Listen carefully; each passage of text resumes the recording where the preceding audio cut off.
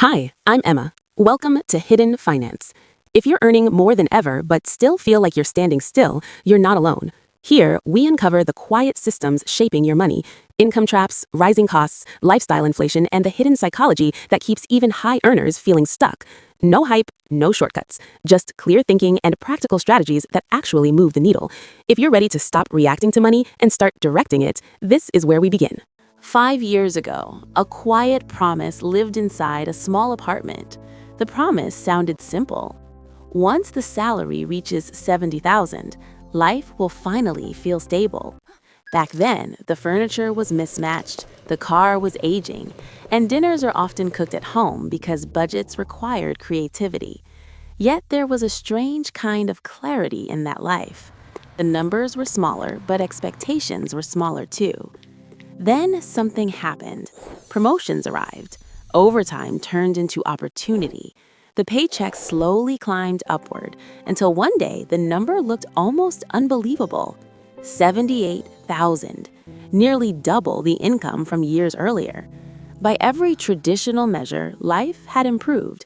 The apartment was brighter, the car smelled new, weeknights occasionally ended in restaurants instead of grocery stores. And yet something subtle had shifted. The stress had not disappeared. In fact, the pressure felt strangely familiar. The bank account showed progress, the lifestyle showed progress, but the feeling of almost enough remained exactly where it had always been. Psychologists have studied this pattern for decades. In behavioral science, it is called the hedonic treadmill, first described in the 1970s by researchers Philip Brickman and Donald Campbell. The idea is unsettlingly simple. Human beings quickly adapt to improvements in life, resetting their expectations so that what once felt luxurious soon feels ordinary. A raise becomes the new normal. A nicer apartment becomes the baseline. A new car becomes just transportation. The brain, built for survival in uncertain environments, was never designed to remain impressed. Research published in the Journal of Personality and Social Psychology found that even lottery winners often return to roughly the same level of happiness within a year. In some cases, they actually reported enjoying everyday activities less than before. This reveals a difficult truth. More money does improve comfort, but it rarely produces lasting satisfaction. Another well-known study by Daniel Kahneman and Angus Deaton at Princeton University analyzed over 450,000 responses about income and emotional well-being. Their conclusion was surprising. Happiness tends to rise with income, but only up to a certain point, roughly the level where basic security and comfort are met. Beyond that threshold, increases in income produce smaller and smaller emotional returns. Economists call this phenomenon hedonic treadmill. In practical terms, the first financial milestones matter deeply. Moving from survival to stability changes daily life, but moving from comfort to luxury changes far less than people expect. Yet modern culture quietly encourages a different belief, that happiness waits at the next number, 6 figures, a larger home, a promotion, a new car. And so people run, not because they are greedy, not because they are irresponsible, but because the brain keeps whispering the same sentence, just a little more. This whisper slowly reshapes financial behavior. Expenses expand to match income. Comfort becomes obligation. Success becomes a moving target. Economists describe this as lifestyle inflation. A promotion increases earnings by $20,000. Soon, a slightly better apartment adds $500 to rent. A car upgrade adds another monthly payment. Restaurants appear more often because time feels scarce and success feels deserved. Without noticing, financial breathing room quietly disappears. A 2023 report from Bank of America reported something that sounds almost impossible at first glance. More than half of Americans earning between $100,000 and $150,000 report living paycheck to paycheck. These are not people who lack income. They are people whose lives expanded to consume it. The treadmill speeds up. The destination never arrives, and somewhere inside that endless run sits an uncomfortable question. If progress keeps happening, why does enough keep moving further away? At some point, a quiet realization begins to form, not loudly, not dramatically, just a small observation appearing in the background of everyday life. Every financial upgrade seems to fade faster than expected. The car that once symbolized success becomes ordinary after a few months. The apartment that once felt luxurious becomes simply home. Even larger paychecks quickly transform into routine numbers on a screen. Behavioral researchers estimate that most positive financial changes lose their emotional impact within 3 to 6 months. The brain recalibrates. What once felt extraordinary becomes standard. This realization can be unsettling, but it also opens the door to a different way of thinking about money. Because the real problem was never ambition. The problem was automatic desire. Many financial decisions are not conscious choices. They are responses to invisible expectations, social norms, cultural signals, advertising messages repeating the same quiet suggestion: life should constantly upgrade. Yet research consistently shows something different. Studies in behavioral psychology, including work by Thomas Gilovich at Cornell University, found that people derive longer-lasting happiness from experiences rather than material possessions. A concert, a weekend trip with friends, learning a skill, a shared memory. Unlike objects, experiences become part of personal identity. They live in stories rather than storage rooms. And because memories evolve over time, the mind adapts to them far more slowly. Strangely enough, these experiences often cost far less than the possessions people pursue. A weekend camping trip might cost $200. The SUV purchased partly to justify those trips might cost $40,000. A cooking class might cost $100. A kitchen renovation might cost $15,000 and stop feeling exciting within a few months. This pattern reveals a quiet mismatch between spending and satisfaction. More money is not the problem, but unconscious spending patterns often are. Behavioral economists suggest a simple structural solution. Instead of allowing every raise to transform lifestyle automatically, create a rule that directs income deliberately. For example, when income increases, 50 to 70% of the increase flows into investments or long-term savings. 30 to 50% can improve lifestyle intentionally.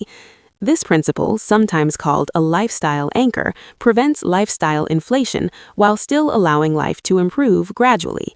The psychological impact is powerful. Spending becomes intentional rather than reactive. Upgrades feel chosen rather than expected. Another strategy comes from ancient Stoic philosophy, but is supported by modern psychology: negative visualization. Once a week, imagine losing something currently taken for granted: a job, an apartment, a car, a routine comfort. Not to create anxiety, but to interrupt the brain's automatic adaptation. Research shows that this practice increases gratitude and satisfaction without requiring any external change. In other words, feeling richer sometimes begins not with earning more, but with not forgetting what already exists. Finally, one more shift changes the entire relationship with money. Instead of optimizing life for income, optimize life for time. A study published in the Proceedings of the National Academy of Sciences found that people who spend money to gain time, reducing stress, freeing hours, increasing autonomy, report significantly higher life satisfaction. And investing quietly does something remarkable. Every dollar invested becomes a small worker in the background of life. Over years, compound growth slowly transforms money into something far more valuable than possessions. It buys freedom. Freedom to choose projects carefully. Freedom to rest without fear. Freedom to step away from work that drains energy. Suddenly, the race changes. The goal is no longer running faster to buy more things. The goal becomes building enough stability that running is no longer necessary. And that realization leads to a surprising question. If the race itself was never designed to be won, what would life look like after stepping off the treadmill? Somewhere along the financial journey, a powerful illusion quietly takes shape. It is rarely spoken out loud, but it influences nearly every decision. The belief that happiness lives at the destination. Once the salary reaches 6 figures, once the mortgage disappears, once the investment account crosses a certain number, then everything will finally feel secure. Psychologists call this belief the arrival fallacy. The term gained attention through research in positive psychology and behavioral economics. It describes the tendency to assume that reaching a specific milestone will permanently change emotional well-being. But reality rarely follows that script. Athletes spend years training for championships only to discover that the victory glow fades quickly. Entrepreneurs chase financial exits for decades and often report feeling strangely empty after achieving them. Professionals finally reach their dream salary and quietly realize the stress simply transformed into new expectations. The destination moves again. This happens because the brain responds more strongly to progress than to completion. Studies in motivational psychology consistently show that people experience higher satisfaction while moving toward meaningful goals rather than after achieving them. Anticipation creates emotional momentum. The brain enjoys motion. Once a goal is reached, the momentum disappears. Without realizing it, many people sacrifice years of life chasing a future version of happiness that was never designed to exist. This explains a pattern often seen in financial independence communities. Individuals spend 20 or 30 years maximizing income, minimizing spending, and focusing intensely on the number required for retirement. Eventually, the number is reached. Financial freedom arrives. Yet, something feels missing. The structure that gave life meaning, the pursuit itself, suddenly disappears. The brain adapts again. What looked like the finish line was simply another starting point. This does not mean ambition is wrong. It simply means ambition must be directed differently. Instead of chasing milestones that promise emotional transformation, the focus can shift towards sustainable progress. Progress in skills, progress in freedom, progress in control over time. The journey itself becomes the source of fulfillment. Financial planning begins to look different when viewed through that lens. Money stops being a scoreboard. It becomes a tool for designing a life with intentional rhythm. Instead of asking, how much more is needed before life begins, a different question slowly emerges. How can life feel meaningful while the journey is happening? That question changes everything. Because when the destination stops being the source of happiness, the path itself suddenly becomes visible. And along that path lies a resource far more valuable than any paycheck: time. But what if the real purpose of money was never consumption in the first place? What if its real purpose was quietly buying pieces of life back? When the psychological machinery behind money becomes visible, something subtle shifts. The race begins to lose its power, not because ambition disappears, but because ambition finally has a direction. Financial independence, at its core, is not about luxury. It is about time autonomy, the ability to decide how hours are spent without constant financial pressure.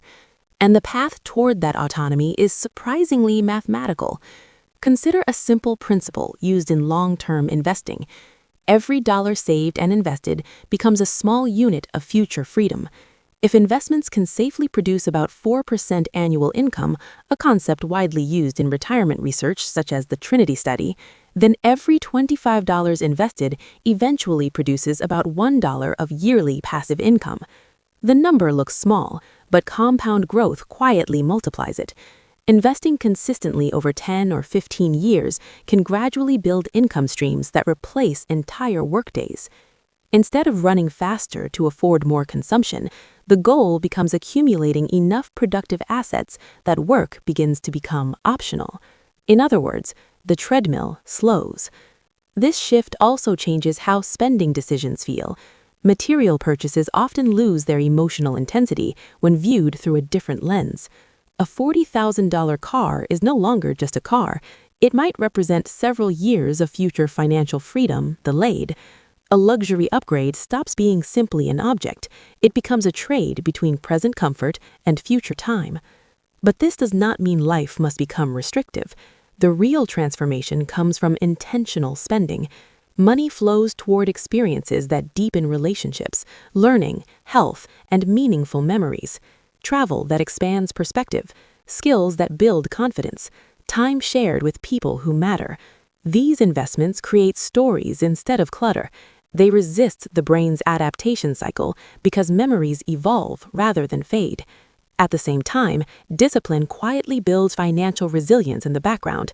Savings grow, investments compound, options expand, and slowly, something unexpected begins to happen. The pressure that once defined financial life begins to loosen, because the realization arrives that wealth was never about reaching a magical number. Wealth is the growing ability to say no. No to work that drains energy. No to obligations that exist only for appearances. No to the constant pressure to keep up. The hedonic treadmill never truly disappears. The brain will always suggest the next upgrade, the next milestone, the next purchase that promises satisfaction. But awareness changes the rules of the game. Enough can become a number instead of a feeling. Progress can replace arrival. Freedom can replace accumulation. And the quiet truth waiting beneath it all becomes clear. The race was never meant to be won. The real victory was always learning how to step off and walk in a direction that actually leads somewhere. There's a moment that rarely appears in financial advice videos, a quiet one. It doesn't involve a dramatic promotion, a luxury purchase, or a milestone net worth screenshot. It happens much more subtly than that. It happens when someone pauses and asks a question that modern culture almost never encourages. What does enough actually look like? For many people, this question has never been answered. Income goals are set, career ladders are climbed, lifestyle upgrades happen automatically, but the definition of enough remains strangely invisible. Without that definition, the treadmill runs forever, because the brain is designed to pursue progress without limit. Behavioral economists often describe this phenomenon as relative comparison. Humans rarely evaluate their financial lives in isolation. Instead, they compare constantly against coworkers, neighbors, friends on social media, or people living in entirely different economic realities. A salary that once felt life-changing can suddenly feel average when surrounded by higher numbers. A comfortable home can feel small when compared with larger ones online. But comparison has a dangerous mathematical property. There is always someone ahead. And if financial satisfaction depends on comparison, satisfaction becomes mathematically impossible. This is why defining enough is one of the most powerful financial decisions a person can make. Not because ambition disappears, but because ambition finally gains boundaries. Enough might look like a certain amount of monthly expenses covered by investments. For some, that number might be $3,000 per month. For others, it might be $6,000 or more, depending on location and lifestyle. The exact number matters less than the clarity behind it. Because once enough is defined, something remarkable happens. Money stops being an endless chase. It becomes a system. Income fuels investments. Investments build stability. Stability creates freedom. And freedom quietly changes how life is experienced. Work becomes a choice rather than a necessity. Time becomes flexible rather than scheduled by financial pressure. Decisions become guided by values instead of urgency. Interestingly, research in positive psychology consistently shows that a sense of control over one's life is one of the strongest predictors of long-term well-being. Not luxury, not status, control. And financial stability, when built intentionally, creates exactly that. Over time, the relationship with money begins to soften. The anxiety fades. The constant mental calculation of what's next slowly disappears. Because the goal was never endless growth. The goal was sufficient freedom to live well. And in that quieter space, a final realization begins to form. The treadmill was never the enemy. It was simply a machine built for survival in a world that once demanded constant pursuit. But modern life offers a different possibility. Instead of running forever, it is possible to slow down, step aside, and design a life where money serves meaning rather than replacing it, where progress still exists, but peace exists alongside it, and where the most valuable form of wealth reveals itself not in numbers, but in the calm realization that the chase is finally over.